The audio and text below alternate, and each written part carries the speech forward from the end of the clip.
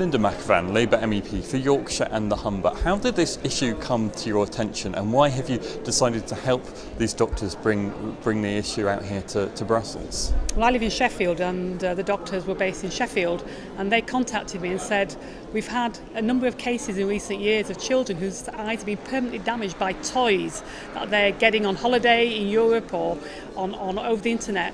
We want to talk to you about trying to ban these kind of products. And so the message that you got from them and from the research that they carried out, what do you want the EU to do about it? Because there are these cases, despite the, as I understand it, being some existing law on laser pointers. Well, we have laws which ban the certain strength lasers from the market. The problem is we know that people are buying them on the internet and products aren't being properly labelled. We know that when we talk to regulators in the UK, they tell us it's very difficult for them to regulate marketplaces on the internet. That if there's one person selling the product or a shop selling a product, they can stop that happening. But they're finding it difficult to regulate the internet. I want to talk to the Commission about regulation of the internet market, talking to the Chinese about banning these kind of products altogether. You don't need a very strong laser. There's no use for them as a consumer product, and really they shouldn't even be manufactured. I mean, how realistic is it for the EU to take action on this? Can EU law enforce when products come from outside Europe, if they're made in China and imported into Britain and so forth? Absolutely. There's an EU law which says any government can withdraw products at any time if it's not safe.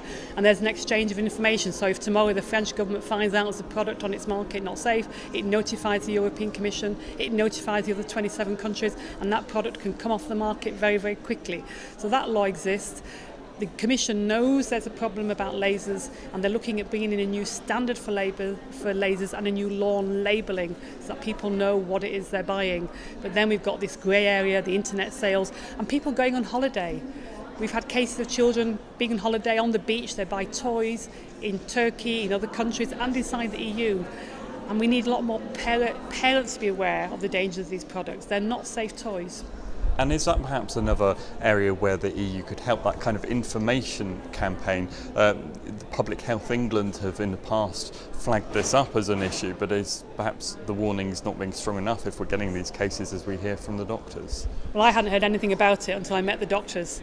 The doctors they're desperately trying to make parents aware, and they particularly want to now, as we get the run up to Christmas, people starting to buy toys and stocking fillers, to make people aware, to check the origin of products they buy, not to buy things that have not got the proper CE kite mark to say they're safe, and to be wary in general of buying products and making sure their children are not exposed to these lasers.